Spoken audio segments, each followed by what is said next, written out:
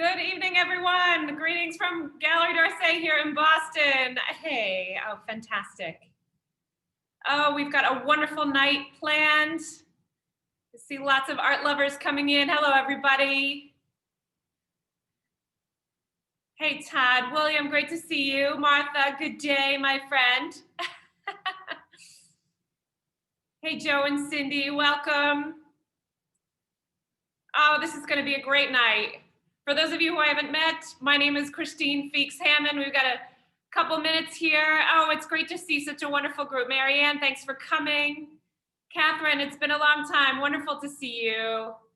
This is going to be great. Well, my name is Christine Feeks-Hammond. For those of you who I haven't quite had a chance to meet yet, I'm one of the directors here, along with the talented Martha Folsom.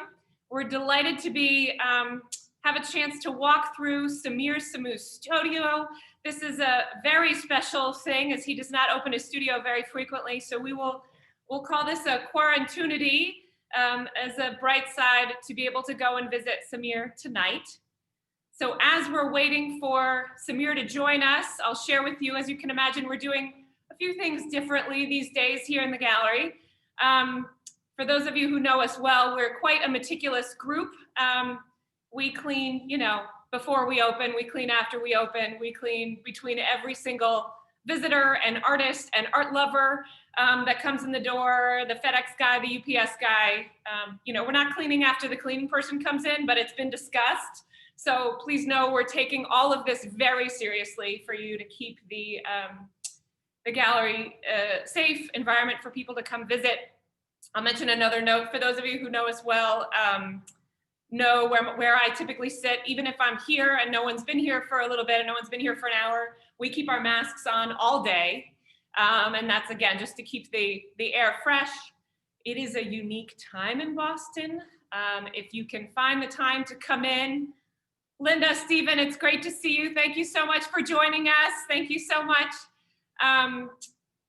The Boston Common Mall, the walking mall here, is just gorgeous, and it's not very busy. It's not teeming with students and tourists as it typically is this time of year. It is quiet, it is lovely. So if you're looking for a fun itinerary sometime soon, if you do live in the Boston area, please consider it. Come join us to walk through the park and walk on the Commonwealth Mall and see the foliage and see us here would be great. We are waiting for Samir to come in. Ben, if you see him come in, you'll let me know, right? Wonderful. Carolyn, thank you for joining us. This is going to be so nice.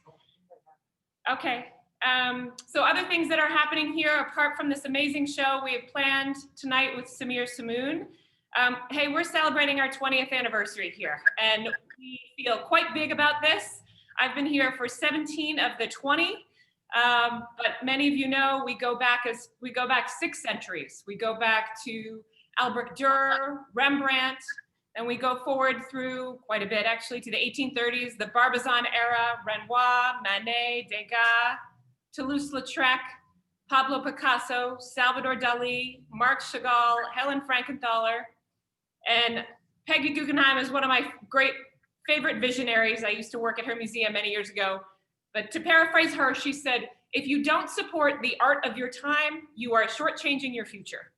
And so we also celebrate and represent many artists, such as the sculptor Richard Erdman and the sculptor Tola, Kathy Beist, Bruno Zupan, Laurie Kozen-Geller, and of course the amazing Samir Sammoun, who I'm told is with us, although I can't see you yet. Samir, are you there? I'm here. I can see myself. Wonderful. Hey, there you are, Samir. Fantastic. Okay. All right. Okay, so you can see me. All right. Terrific. Yes. Yes. Hello, everybody. Hello, everybody. And hi, Christine.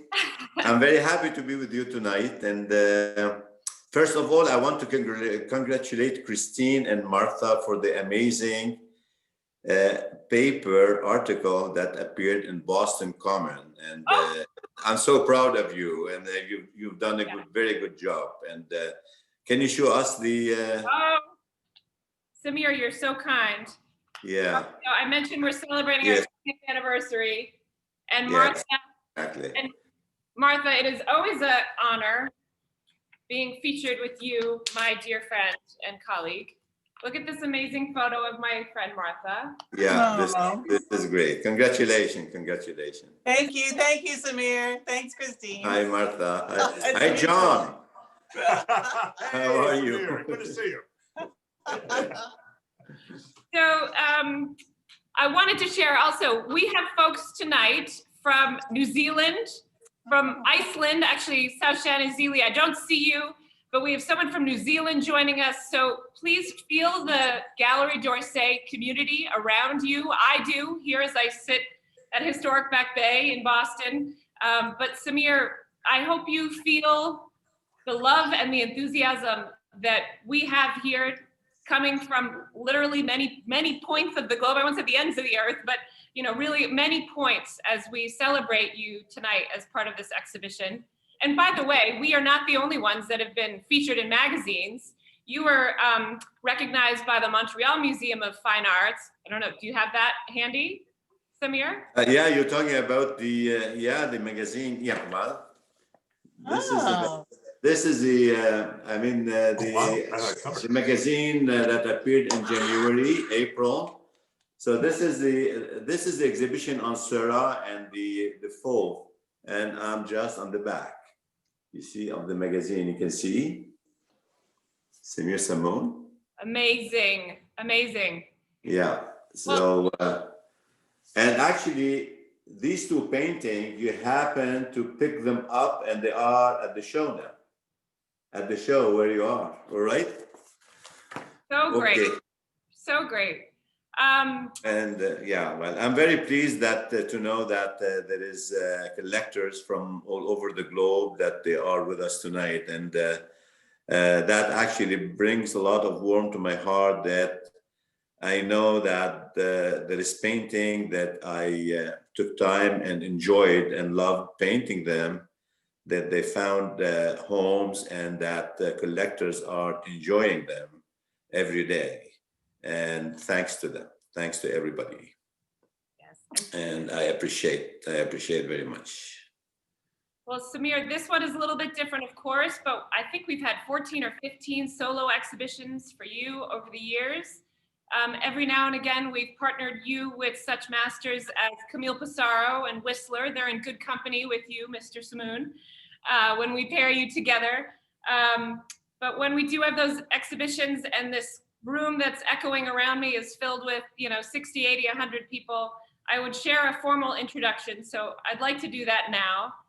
Okay. So many of us have met you personally, and that's always a joy. But Samir, at a personal level, you're one of the most generous people I know. You go and approach each painting with your whole heart. And in the conversations that we've had over the years and leading up to this, I see this dedication, and you say repeatedly how you treasure and you cherish the places that you're in, and you take that love of the places that you visit and you infuse that right into your canvases. Your brushstroke is genius. The S-shaped brushstroke is just beautiful. It creates such rhythm, such texture. It's not just us and the folks on the Zoom call that have admired your work over the years. Samir, you've been honored and recognized by many, many museums. We mentioned just now the Montreal Museum of Fine Arts. You've been recognized by the Museum of Fine Arts here in Boston. You've been part of their juried exhibition for their philanthropic efforts. I think 3 or 4 years, you were the only oil painter selected, which is quite an accomplishment to rise to the top of the field for those artists to participate in the event with the Boston Museum of Fine Arts. Your works are part of the permanent collection at the Plattsburgh State Art Museum. You've been recognized by the Marc Auriel Fontane Museum in Montreal, the Joseph Oratory Museum. I can go on and on. Many museums and periodicals, fine art institutions and magazines have honored you, and it's just a joy to have you here as part of our solo exhibition, Contemporary Impressions, tonight. Thank you, Christine. Thank you very much. Thank you. I appreciate very much your introduction, and well, hopefully my art will end up in all these museum and permanent collection, whether while I'm living or after my death, but it's making its way. It's making its way. So So earlier, ooh, yeah, because you said that when I paint the places that I cherish, right? Like you can see behind me, there is a olive grove, right? If I do that, you can see it. You can see that, right? This is actually a place in June, which is my home village where I was born there, and that olive grove actually is just beside an olive grove that I own there, and I have my cousin that harvests olive oil every year, and they are about to arrive to Montreal actually next week. So this year we had a harvest about 80 liters of olive oil, virgin olive oil that pressed cool, and this is just exquisite. So and other places like Boston, Paris, Montreal, Florida, and many others. So, but I have to visit the place, I have to enjoy, I have to feel the field and the scenery, and then after that I do sketches, I take photo, and I do paintings. So all right, Christine, I let you talk. so, and we feel that meditation that you put into each one of your canvases so beautifully. So earlier today, or earlier, Samir and I filmed a studio tour. So I'm going to start that now, and maybe Ben would give me a hand here. We did that for network stability, knowing that just worrying about walking around the gallery and walking around the studio, I worried a bit that maybe we'd lose you, and no one wants to be on a Zoom call where, you know, there's some sort of issue. So we pre-recorded it, and you'll see our chat with Samir. So we're all longing for travel these days. Everyone has had some sort of travel plans interrupted. So let's all congratulate ourselves for making it from our home offices or your couch at home. You've come all the way to historic Boston's Back Bay, here with us at Galerie d'Orsay. Hey, let's take a ride and go see Sammoun in the outskirts of Montreal at his studio. Let's fly. Samir, have we arrived? Are you Yes, there? yes. Hello, I'm here. I was just walking outside with my dog. How are you? Oh, we are great. Oh, we've got you outside. Yeah, it's a beautiful day here in Montreal, and it's too bad that I cannot be in Boston. It's too bad that I cannot be in Boston this time of the year, because I would have enjoyed that very much, to see you all and the collectors and having nice dinner. And as usual, we've been doing this for a long time, but next time, and very soon, hopefully. Mimi, yeah, you see. Sorry about that. I had to, because I'm with my dog outside and it's unleashed, so I have to call her here. So we're walking toward the house. Yeah, you see, Mimi. Wonderful. And So this is perfect because you're walking with giants there, aren't you? That is, Yeah. of course, the title of your book. Yes, It's a exactly. beautiful book that was done on you a number of years ago now. But can you show us a little bit of the giants that are there with you as you're walking, the trees around you? You want to see the trees, right? So let me flip the camera. So So these Walking with Giants have been a favorite among collectors for many years, and it's so wonderful that we get to see you there in the forest. So, yeah, this is the forest behind my house, and the park is a protected city park of the city called Park Rhone. Rhone to remind the same name of the river, right? And so I paint a lot of imagery, like the one that you got there is from here. You see, and you can see the lights, right? You can see the lights. Beautiful. We've got a beautiful one here that we'd love to share with you that collectors can see here as part of the exhibition. Yeah, and this is contemporary impressions. This is again from this park. Mimi, viens ici. Viens ici. Sorry about this. Viens ici, Mimi. Mimi, viens. Beautiful. I'm with my dog outside, and there is a gentleman walking. Mimi, viens ici.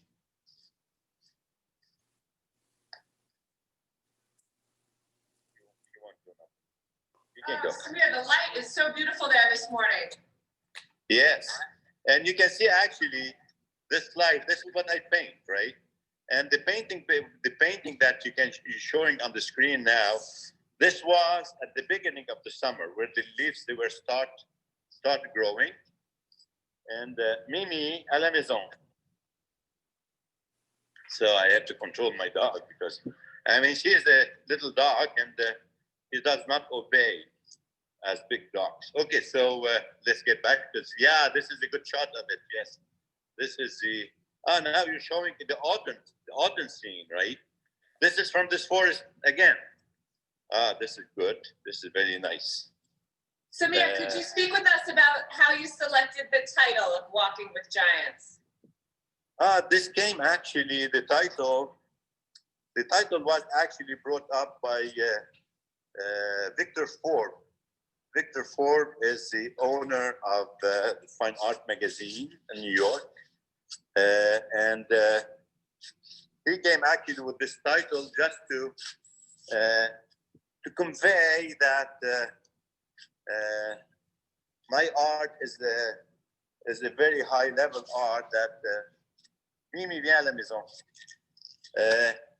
and that I'm walking in the forest with the giant tree, but I'm also walking with the giants like Monet, Van Gogh, Pissarro, and all these people. You understand? This is how he came about with this.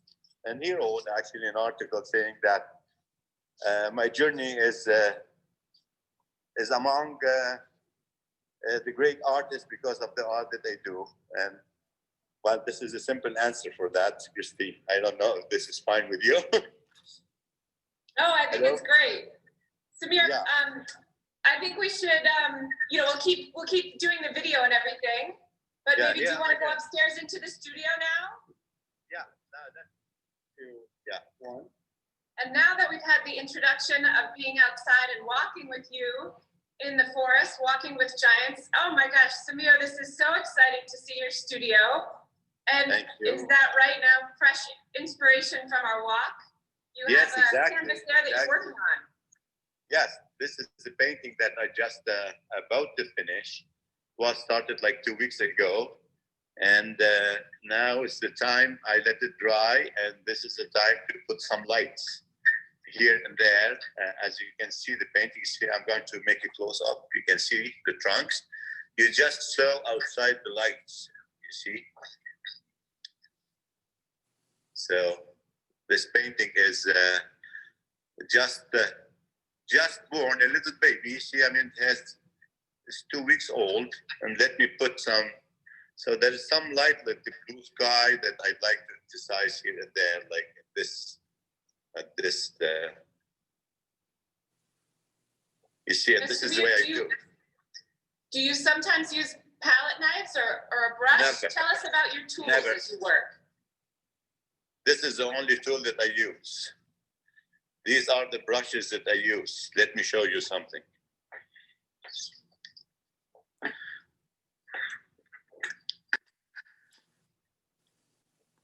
These are the brushes that I use. So they are number 8.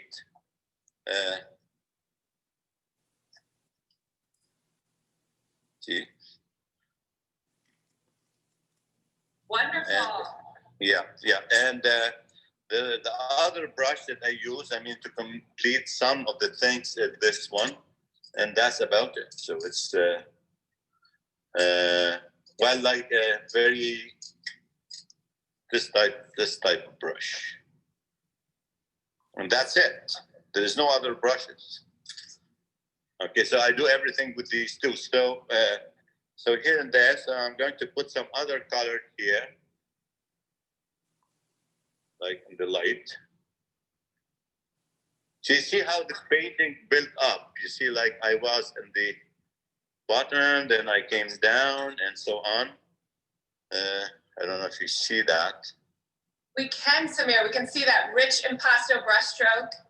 Yeah. And there's paintings in the show here now that have paint that probably come off the canvas, what would you say, 1/4 of an inch or more? That rhythmic texture that you have is Yeah, just exquisite. sometimes it could be a quarter of an inch, like this one here. It's almost sculptural, isn't it? Yeah, it is, but I don't intend it like this. You see, the idea is that, the nature, it has textures, right? And I'm trying to, with the finest touches that I can, to put texture on the canvas. So now somebody can decide to put texture, but it will be very ugly because there is a lot of texture, you see, and like becomes like and for me, I don't want to do sculpture on the canvas. Sorry, Christine, to say that, but it's really fine touches and pastel at the right place, right color.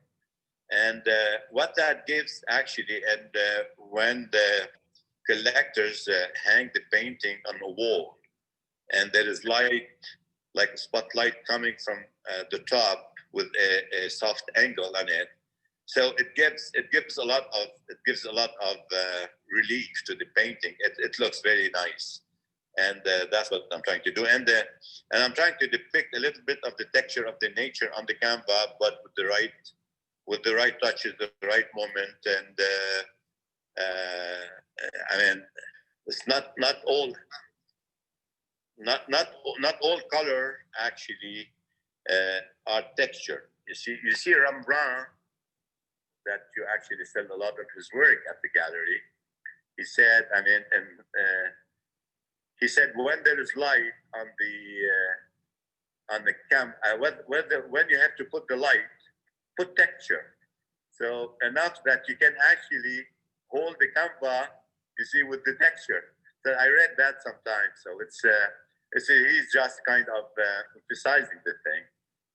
But I actually put texture when there is light, and I put texture where there is dark, because I told you that I'm a little bit not following all these instruction of classic painting. So now, as you Yes, can you see, are unique. We know this about you, Samir.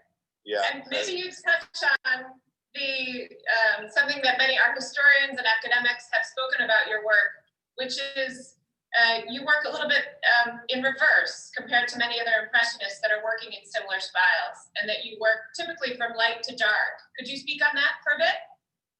yeah, I work from light to dark, and then I come with light at the end. But the light to dark, like this painting is a perfect example of it. Like, I'm going to go very close to it. You see the brown there. You see the color, which is I call brown for you guys. You see? You can see it?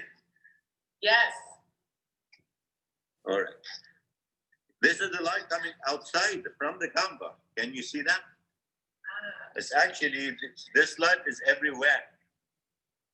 It comes from the canvas. This is actually the basis of the canvas that I did before I start painting, and that's what it is actually.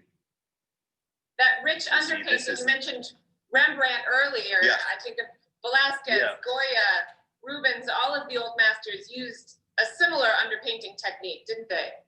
Well, I would say every artist has his own color of underpainting, because that's what gives actually the personality of the artist. You see, like, I cannot change this color. If I change it, it will be completely different, a different actually production. You see, and artists go by phases too. Probably at one moment I will decide to use another background or undercoat, but for the moment I love this undercoat. So it's and the subject matter that I do, actually it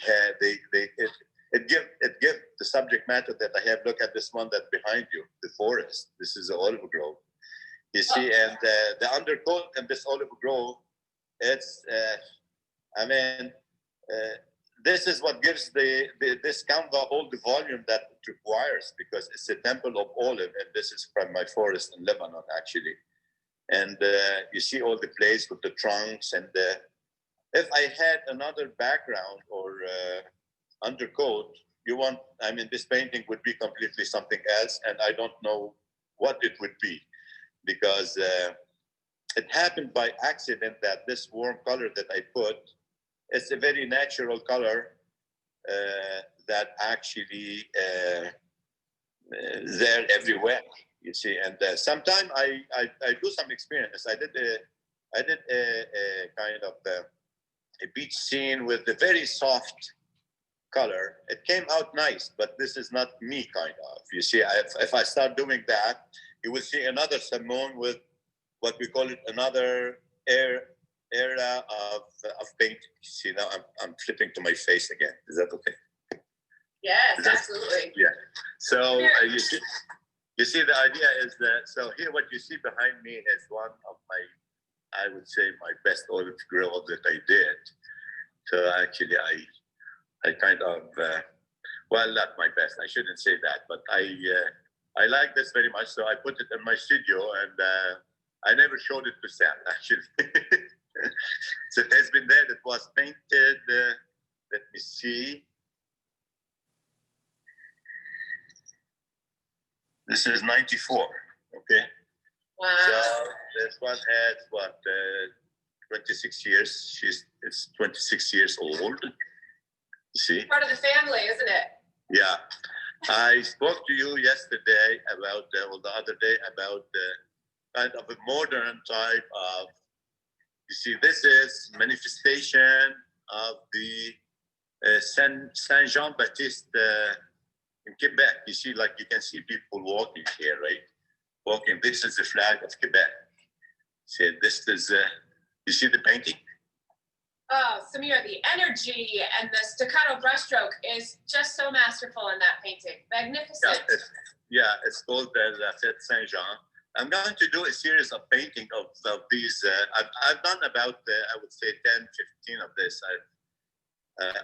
I've sold. Do you have any of those at the gallery? I don't think so, right? No, please send them, Samir. We'd like them. Yeah, I do have. We've had them in the past. I do have one in my studio. I'm going to send you the picture, so if you want, you can actually. I can reserve it for you, and you put it in on your website.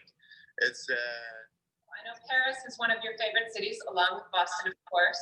But could you speak a little bit about this city scene here? Yeah, this is the Champs-Élysées and all these cafes. You can see the people inside and people walking the Champs-Élysées. This is by night.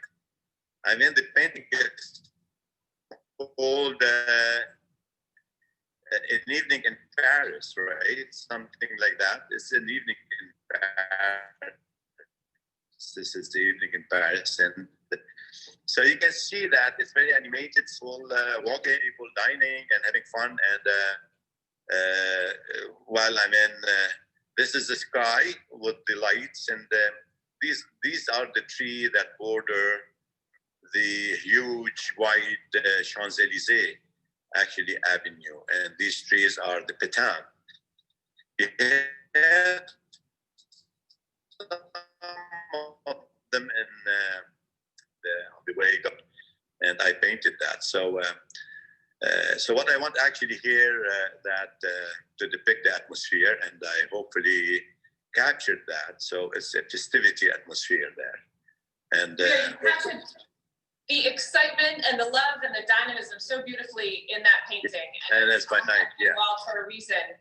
And I love the way you've abstracted the figures in that painting as well. It's very modern. You see, the one thing that I would like to say here, if you can put the camera on that painting again. I don't know if you can. You see this painting. There is a lot of those paintings when I put these figures. They actually have in the same painting the two schools: the modern, abstract, and the classic. The classic way of painting, that the trees are classic, but all these figures are very abstract. Like I'm touching. You see, it's a mixture, and I don't know if you can help me. Probably if there is any other artist doing that, but I kind of I didn't intend to do this, like combining in my art the abstract and the classic. But this is how it came about, and you can see these touches. Like bring that again. You see in the cafe, you can see these touches that I'm doing in the cafe. You can actually imagine, figure out who is that. This is a lady sitting, or a guy, or a servant. There is a table, chairs, but these are touches that I put like randomly that I was explaining, Christine, right? So in my mind, you capture the just that fleeting moment of being outdoors in a cafe like this. I mean, it's something I'm missing these days, certainly. But you captured them in the most masterful way, and it's something you have become quite known for, is that mixture of a contemporary twist or post-impressionism, but your brushwork in these are just absolutely stunning. And your take on it, you are absolutely correct. There's really no one working in that style to create that impactful interaction in such a beautifully abstracted way. yeah, thank you. Yeah, well, I'm proud of this painting, so hopefully we'll find a home for it. I'm sure it will. I'd love to see some of your beach scenes as well. If we could turn around and you could. Yeah, the beach. If you can zoom on a beach scene. Okay, here is the beach scene, and you can see this is more classical, but you can see people walking on the beach, right? If you zoom on the beach, yeah, go. You see some of these people walking? You can see them, right? Like they are rest. Yes, they are rest. Now this scene has less people in it because the sea is not the main subject, because the main subject are the lavender there, which is a very interesting actually scene, because lavender on the seashore is rather a very rare kind of atmosphere. I captured this. I guess this was in the Mediterranean. This is a Mediterranean scene, right? But I love the scene. There's a lot of movement in the sky, and the dark and the contrast, and all these lavender, like kind of fluffy here. Yeah, where you're showing that. Here, the sky on this one is just extraordinary. The rhythm and the colors you've associated with one another here just have been so beautifully realized. I don't want it to be agitated sky. You see, if you go back, I mean, there is a lot of agitation when you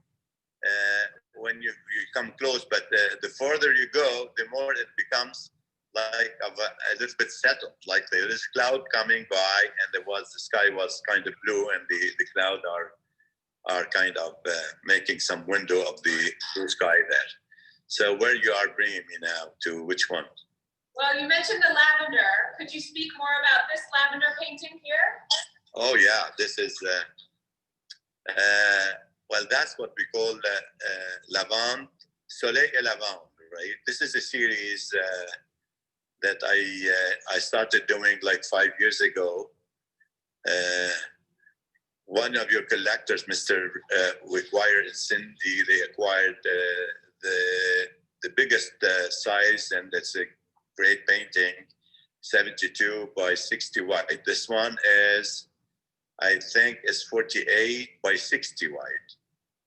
This is a very beautiful painting. 48 by 48 is this one. This one is 48 by 48. This is great. And you can see this is, I would say it's more on the modern side than on the classic side, but it's still a figurative painting. You see, you can tell this is lavender. Now the background, which is very yellow, so you can imagine whatever you want to imagine. You can actually say, okay, so the artist wanted just to do an abstract background, and with this foreground of lavender, and you can say that the sun is just about to settle down, and that's the color that can bring. I mean, I leave you the imagination if you want, but the people love the scenery. It's very, very energetic in the sense, and this is something nobody did. I mean, it's actually this type of imagery. I don't know. I think I'm the only one that ever came with that. You see, it's. I mean, people told me that if I want to be remembered in a museum, this is one of the things that will be in museum with a completely new thing that I have created, kind of. Absolutely. And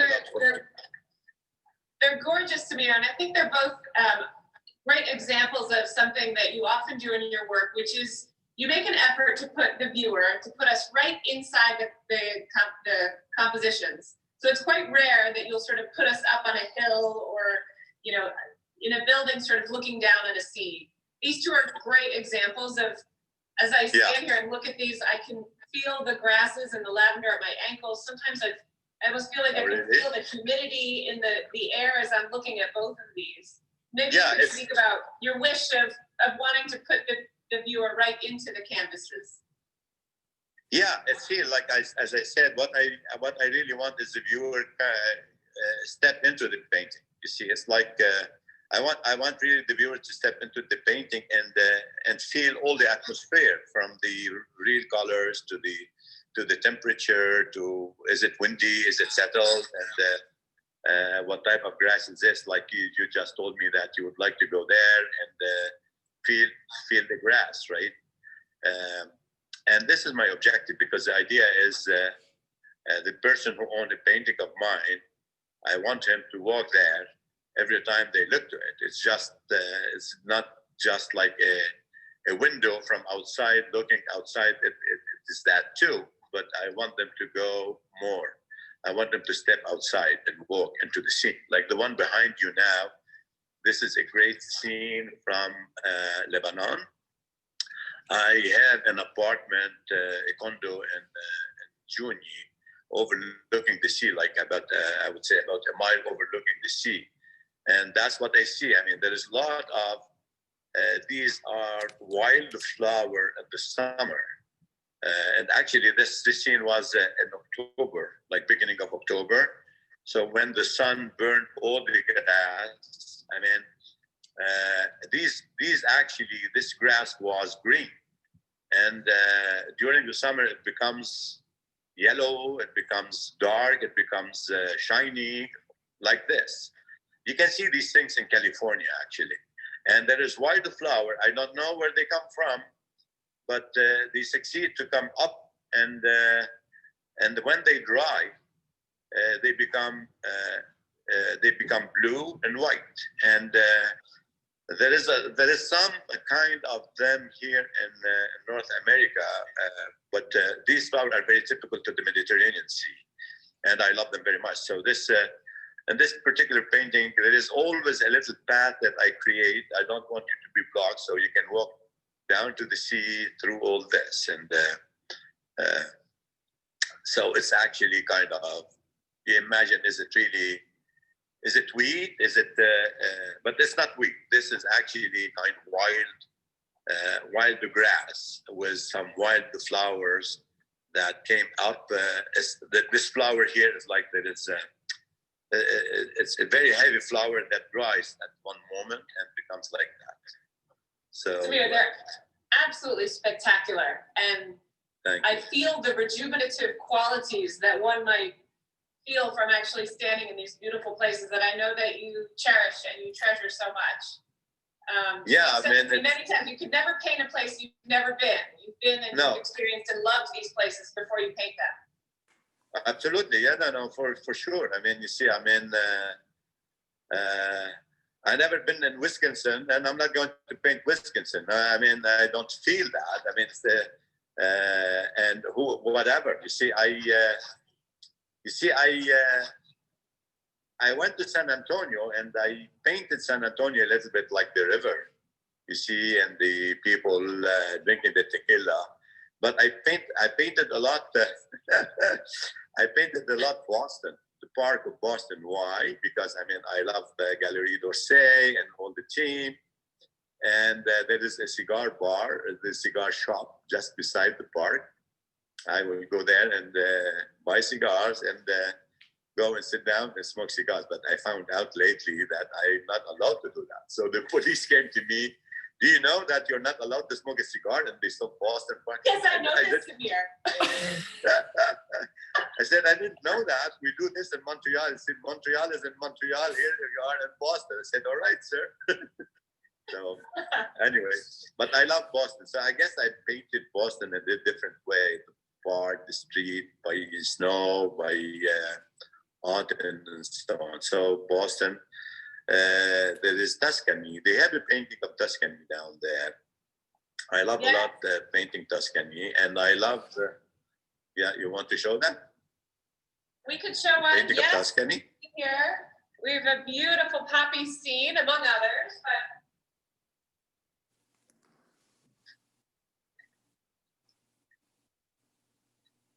it's one of the Tuscan scenes, another one of the cherished places. Yeah, there's one of the Tuscan scenes. These are the poppies, and you can see the mountains. And this is a very energetic painting. I don't know if you agree with me. What you have to do is to go on the top of the hill to your right, not the top, where are these cluster of very red color, and look over to the other mountain. You see a little bit left. Yeah, there, and the focus. And there is kind of contrast between these red color and the blue,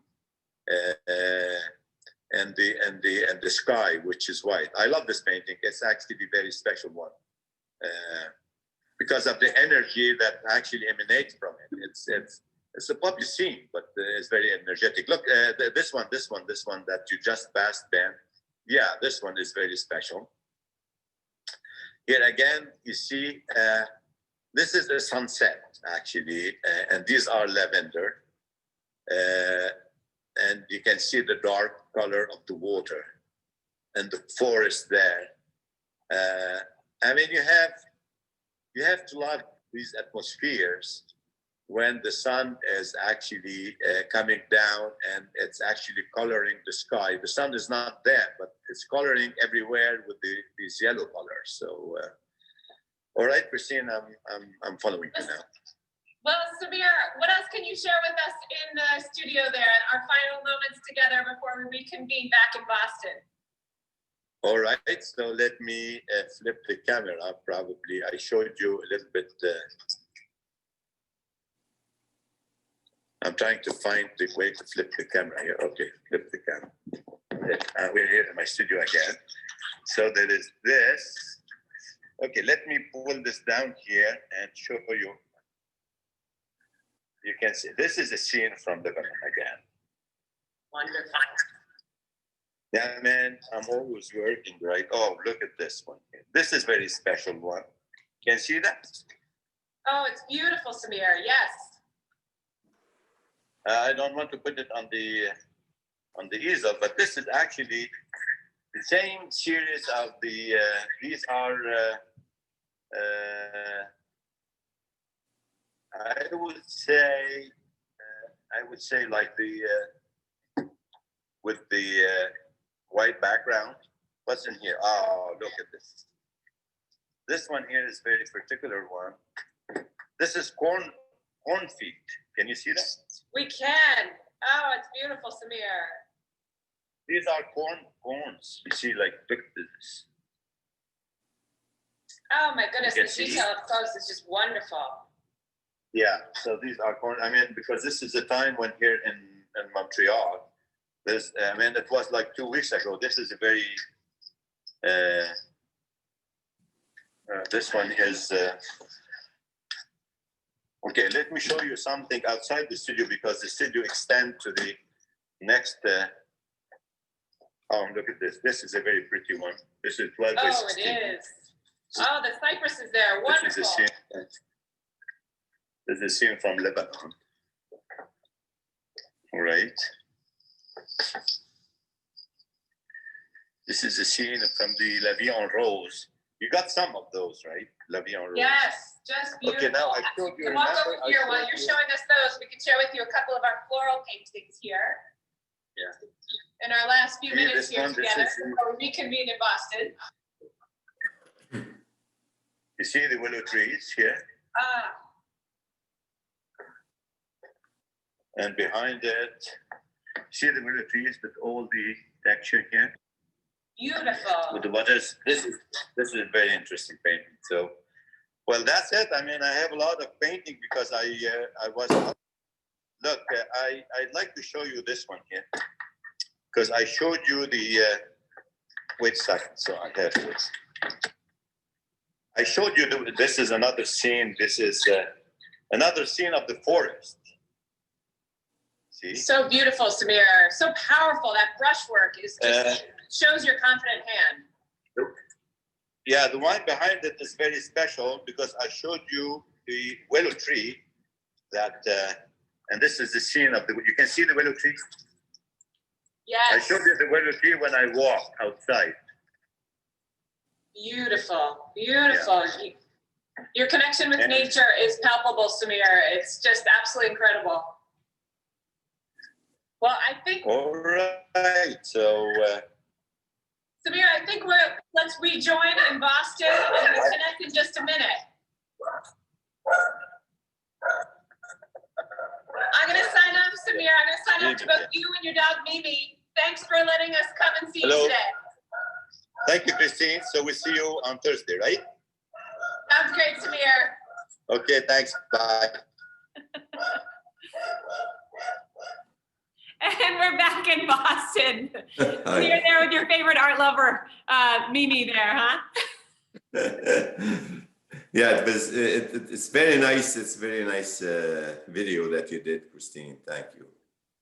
Well, Samir, I know you're a bit of a private person and it is a private experience. So it's quite an exclusive treat for us. Yeah, I hope the collectors enjoyed all these talking of mine and the details, the explanation. It was a little bit lengthy, but I never did this. It's a special occasion, and I wanted to actually explain how I do things. So hopefully they enjoyed that.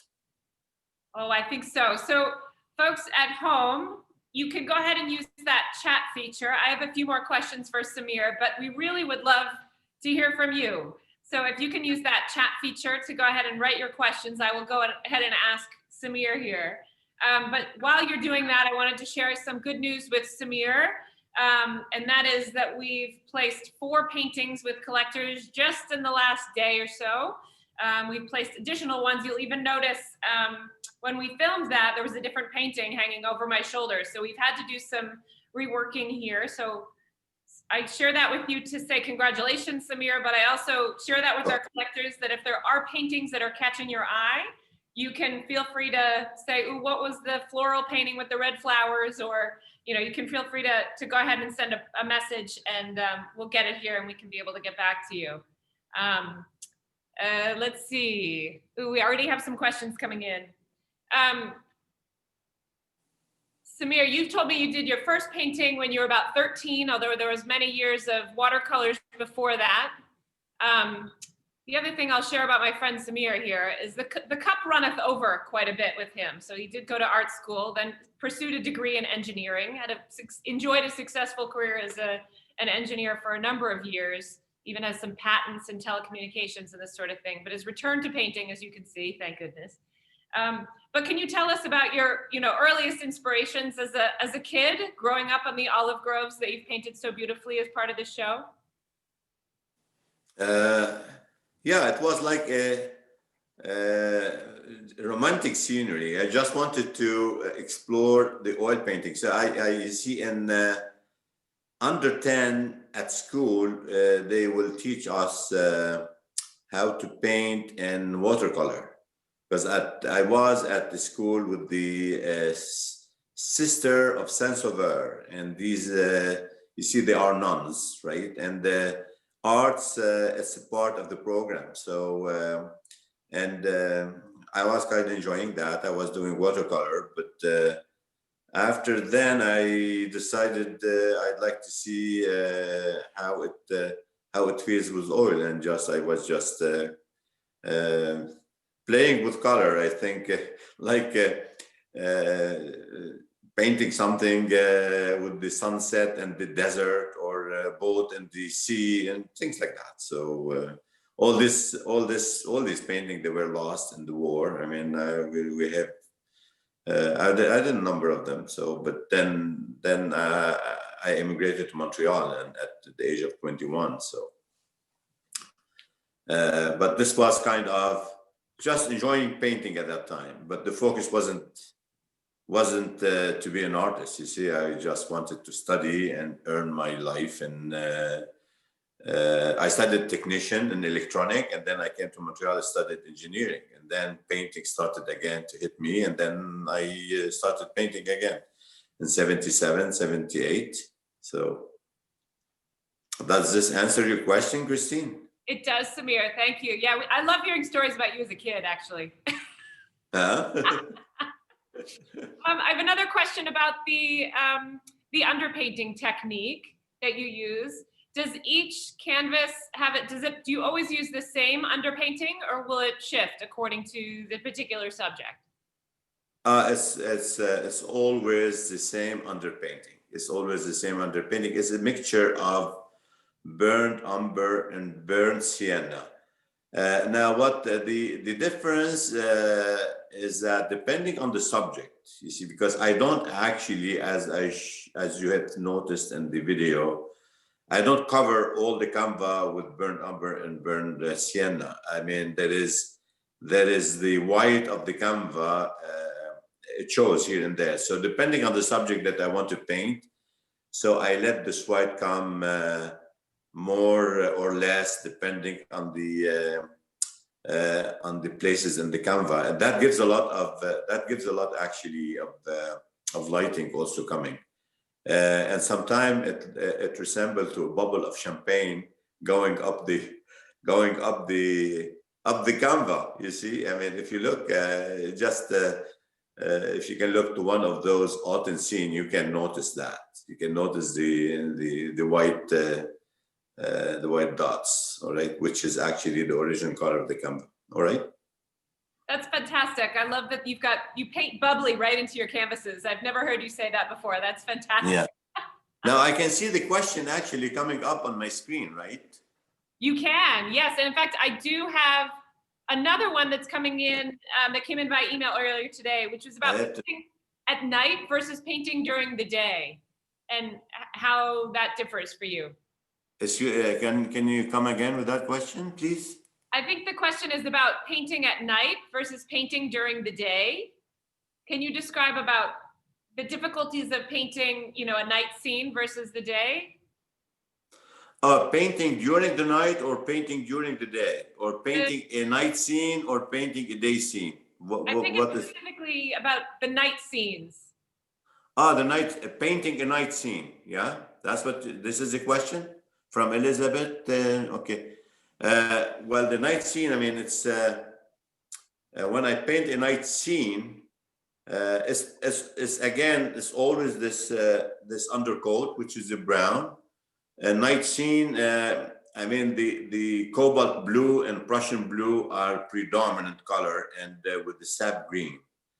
And then comes the yellow ochre that plays a major role in lighting the canvas. And I mean, we can see this a lot in the Paris scene that I showed though. Now the sky is a cobalt blue and it's Prussian blue. And then at one moment I come on it with the ochre yellow, and I mean different hue of the ochre yellow. And then when I do the personage, I mean the personage are different color. So it's very amusing, let's say, painting a night scene with people walking agitation cafe. It's completely different than painting a day scene. Okay, so I'm playing much more with the color and the contrast with the color. All right, so hopefully I answered that. Now, and the day, the color are completely different, but it's always a major challenge for the artist not to mix colors on the canvas that it becomes dirty. See, the colors should be put on the canvas one beside the other, one on the top on the other, without mixing them, so it continues to be proper and flickering and fresh and bright and everything. So this is the challenge. This is how I do. And I mean, sometimes on the tip of my brush there is different color, and I want that. So and I put them on the canvas. So I never mix color on the canvas.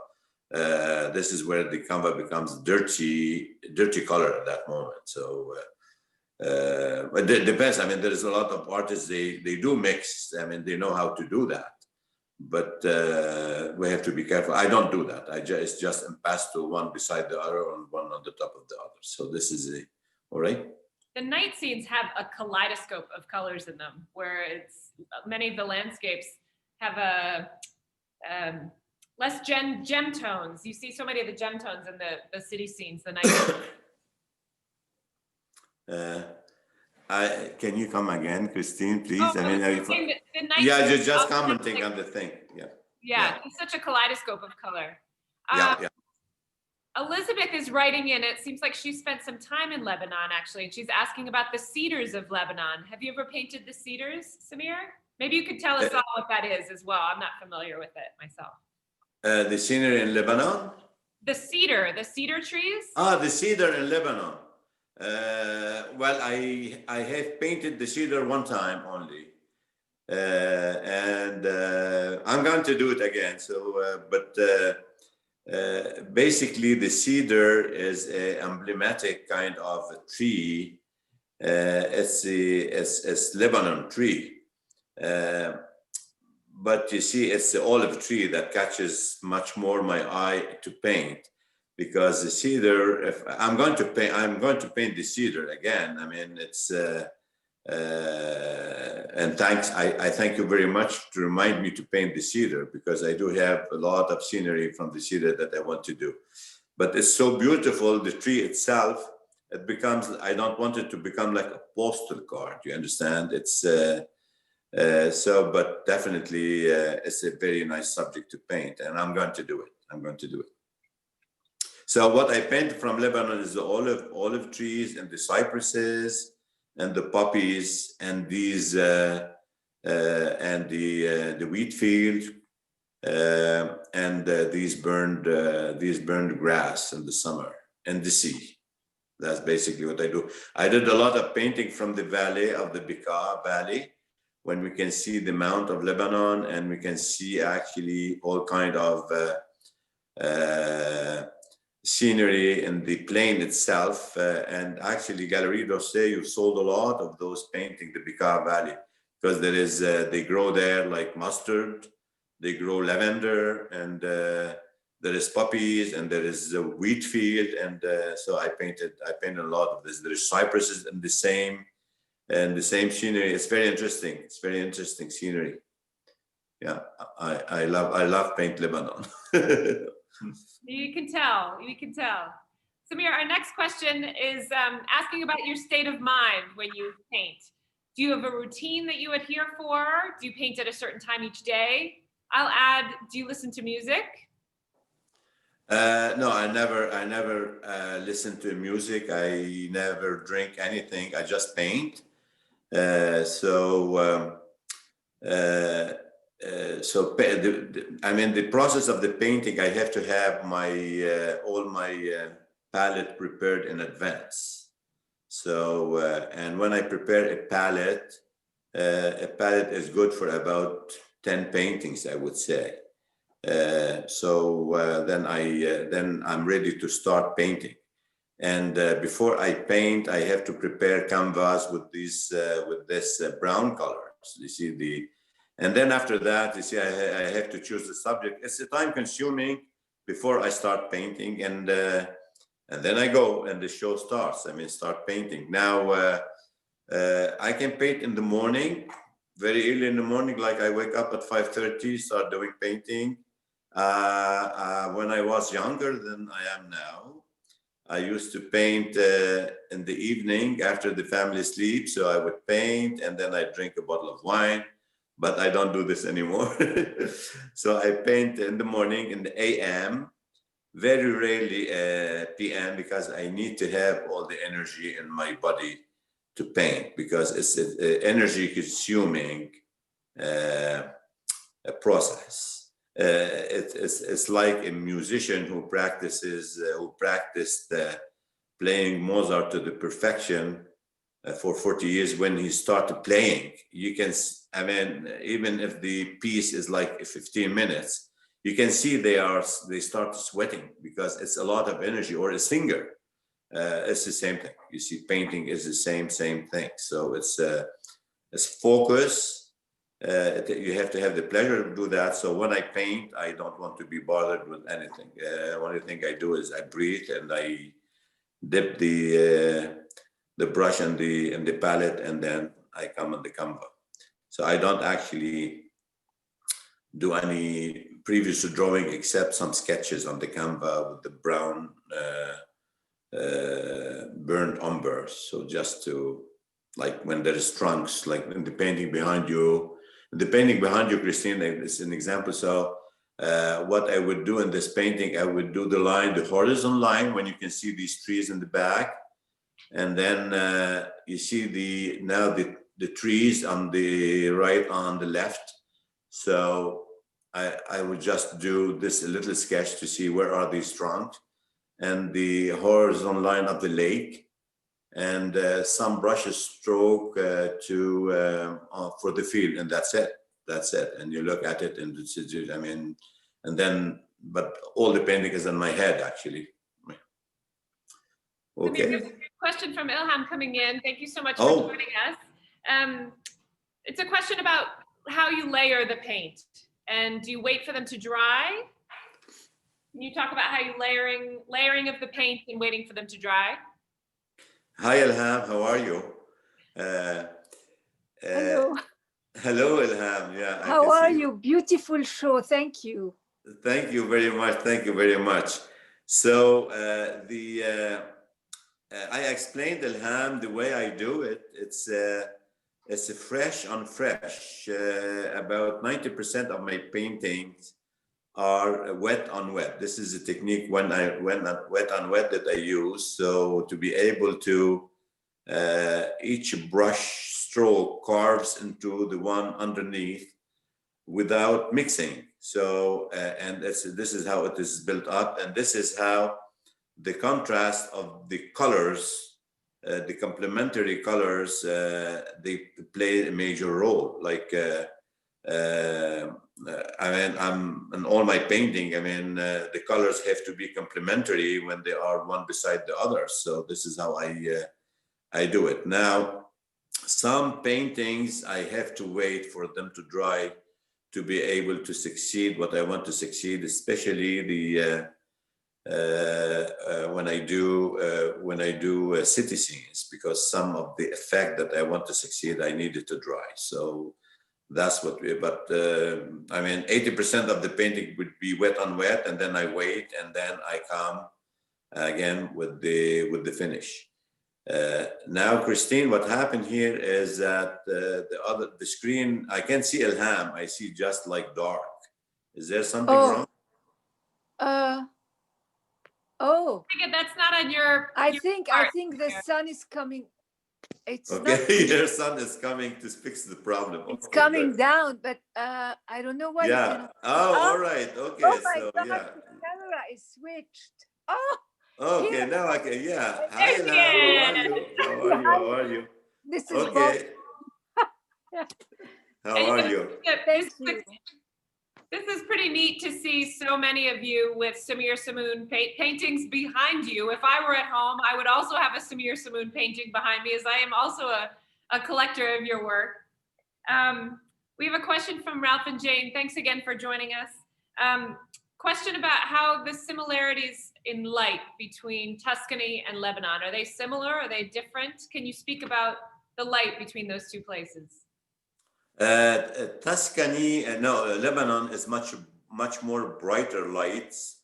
Lebanon would resemble a lot to the south of Provence, like where Arles is, because of the sun. Now, if you go to Tuscany, it's you look to the geographic where Tuscany is, it's a little higher in on the latitude level. So. And I've been in Tuscany actually in the springtime. I haven't been in Tuscany in October, to tell you the truth. Or maybe yes. So yeah, I've been. So there is a lot of green in Tuscany, much more green than in Lebanon at that time of the year, because it's a cooler weather. So the light are different, and the light in Lebanon is very bright, and the contrasts are very bright, like in southern France. But the color in Tuscany are lovely. I mean, everything is beautiful in Tuscany. So the poppies, the olives, the wine, and everything. So yeah, I'll be doing some painting from Florence actually. We will be And the- excited to see those. yeah, That's coming. amazing. Yeah. Samir, I have another question coming in from Cindy, and it's about your palette.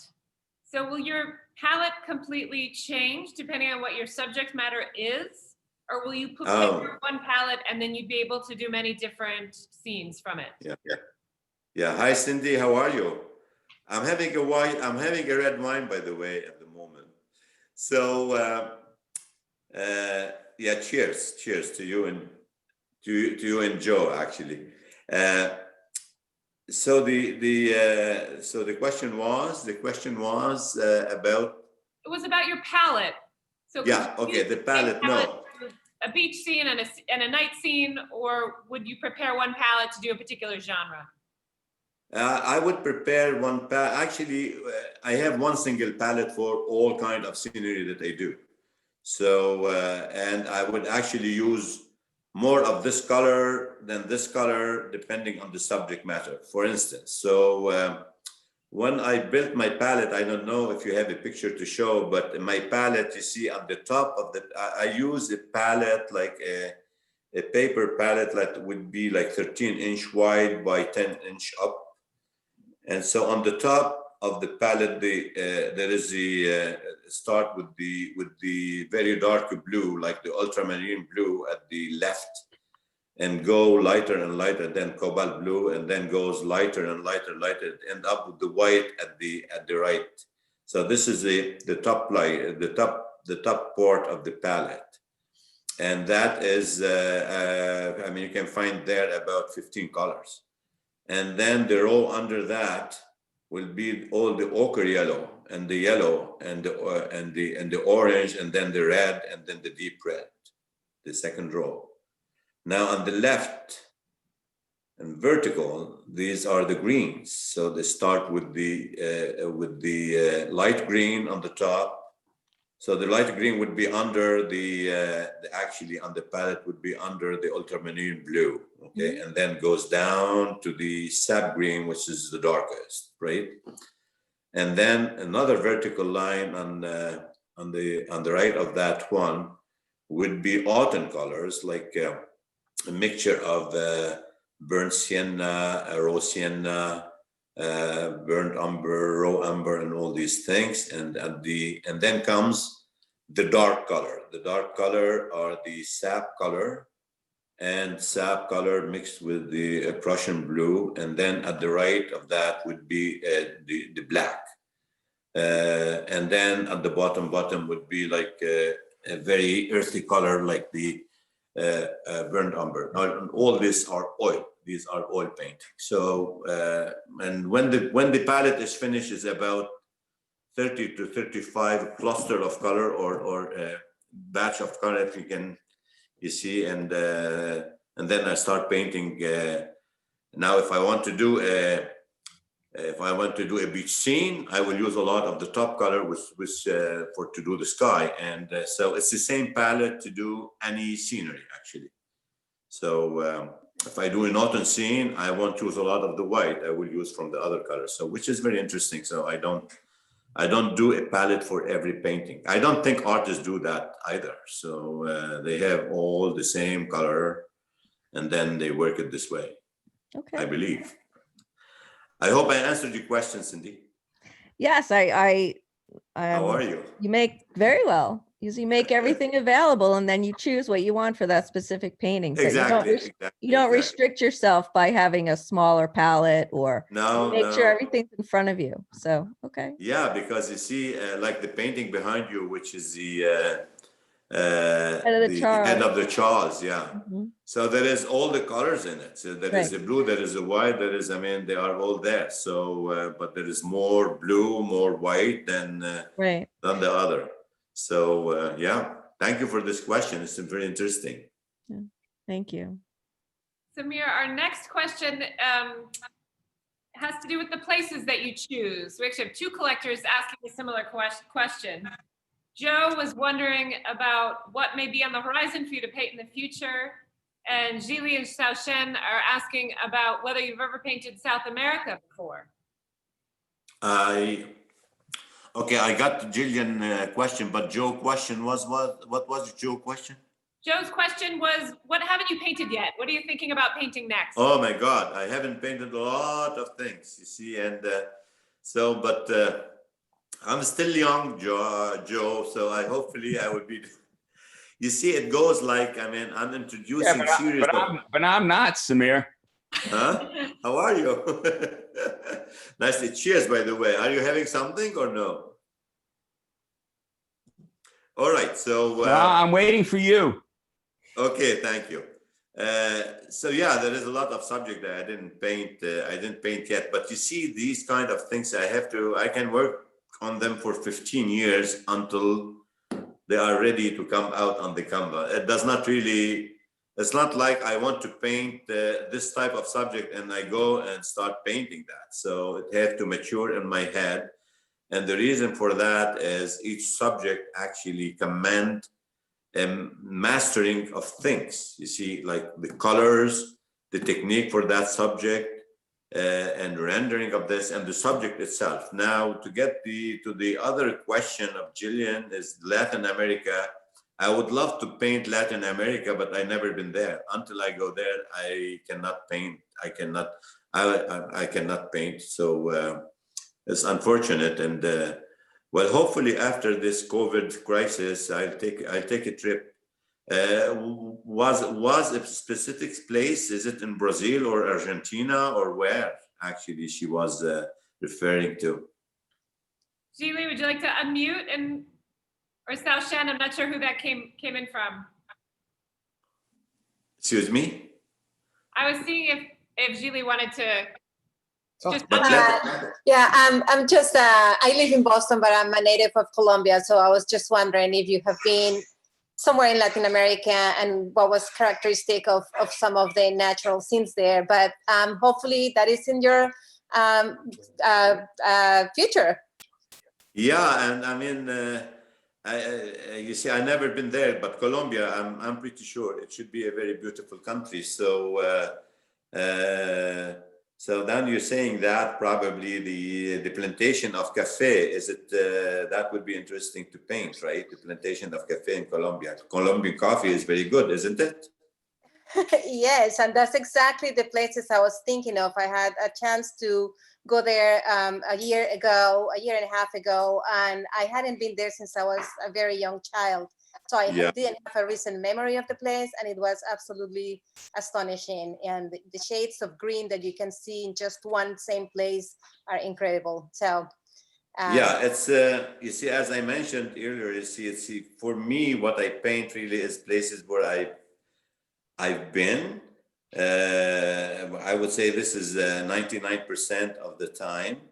But I had, you see, I mean, collectors, they ask me to do commission sometimes, and you see, I kind of, to please my collectors, I would actually explore the opportunity of doing something that I haven't visited. So, but it's not really, I mean, it has to, I mean, I have to be in the place, and to be able actually to render what my feeling on the painting. So hopefully I will go to Colombia one day. I'd like to go to Brazil actually. And there is one hill in you see the colored hill in Chile. You see these colored mountain, like they are green, but they are the stone or like that. That is a very interesting subject. But I don't know if you know what I'm talking about. I mean, they are very very known in the world. You see, there is it's a very special place in Chile. So thank you for bringing my attention to paint South America. I've sold painting there, but these people, they were in Boston and they bought scenery from Montreal and from Boston to bring down to Chile. So, okay, so I have to go there and get some painting from South America. Thank you. I'm looking forward to whatever comes out of your visit there. All right. Well, I think we have time for just a couple more questions. So if anything else comes up, we'll look for it in the chat. Samir, the next question is about what light might challenge you? Is there a region or maybe a time of day where the lighting is a challenge to you as you attempt to create a composition? This is an interesting question. So, but definitely a challenging time is when I do the sunrise or the sunset on the sea. And the reason for that is that the moment is so magical and naturally, and you don't want to destroy that, you understand? So when you do that, you have to come with something that actually depict what you're seeing. So it's a very challenging, these are very challenging paintings, sunrise or sunset. And all scenery are very, like, I mean, when you do the olive grove, I mean, it's, I mean, it has to resemble as an olive grove. The trunk of the olive grove are very challenging because they are tortured, and I don't want them to be tortured, but they have, you see, they have to be, we call it in French, fidèle, you see, I mean, like a loyalty. it has to be an olive grove, right? I mean, you see, I mean, you can, okay. So, but you see, all this is very challenging. It's a very challenging process, whatever, anything I do, but the reason that they come like that, because I put 40 years of experiencing the thing, and how do I do the touch? How I do the colors. When I do the colors, this is, I sweat when I do the colors. It's a very, very intensive process. You see, I mix, because all these colors are mixed. You see, I take them from the tube. So I take white from here, red from here. So the sky, there is all type of color in the sky. You see, when I build these colors, right? And once the canvas, when the palette is finished, I'm very relieved. Now I rest for a day. Then I come the other day and start painting. So this is the amusement start. So until my palette is done, I'm suffering. And until my subject is decided and what is a new series, I'm suffering. But when all this is decided, my technique is completely mature, that for me, there is no issue of rendering what I feel on the canvas.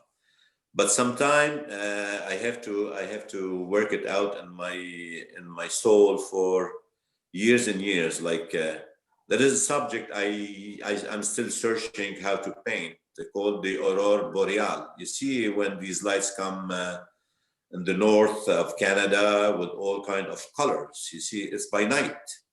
You see, and you only see it by night, but the colors there, they are pink, and they are red, and they are yellow, and they are very, yes, huh? The Northern Lights.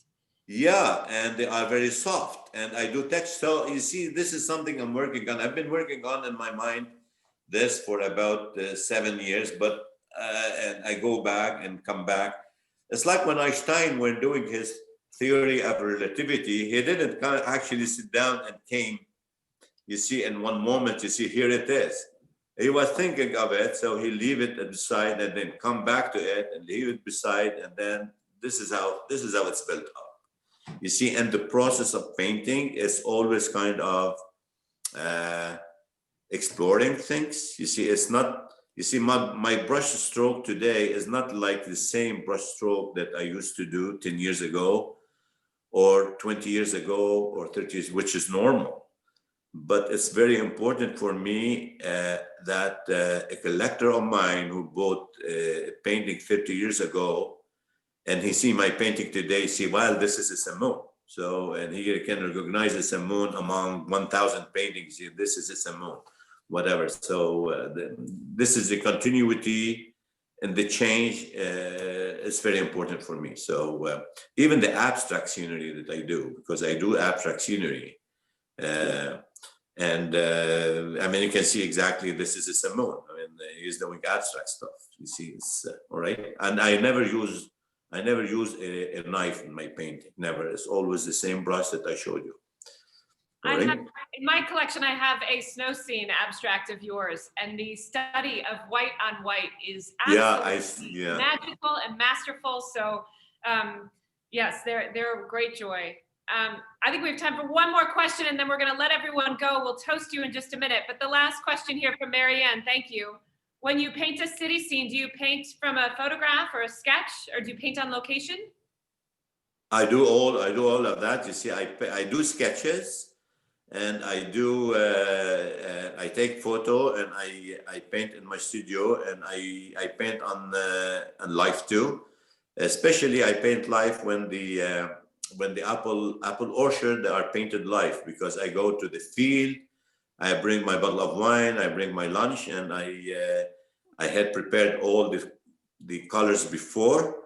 And you can see actually on my Facebook, there is some video on that. So you can see me in the field painting. So it's a very nice moment. You see, I wait for that. So and I wait in the autumn. I paint outside too. It depends. So but it's also work a lot in the studio. I mean, all the painters that do that actually. And so painting outside, if I want to paint a snowstorm, I cannot be outside painting the snowstorms. You see it, but I can do sketches. Hopefully I answered the question then. Yes, thank you. All right, well, I think it's time to raise a glass to my friend, the very inspired, gifted Samir. You are a generous soul, a gifted soul. We are delighted to see you've worked for nearly a year preparing for this exhibition. And it shows. There is a lifeblood of Samir in these paintings. As I look around and I'm seeing the Amalfi Coast over here, I've got the Walking with Giants, I've got Amman in Lebanon, where your mother was born. I'm traveling around as I'm looking at these paintings. And Samir, you bring us all great joy with your talent and your skill and your heart. And Samir, cheers to you, my friend. Sure. Thank you very much. This was a very lovely evening, and I enjoyed speaking to you all. I didn't see your face all, but you see, hopefully we can meet one day and soon. Thanks very much, Christine. Wonderful job. Thank you to everybody. Bye.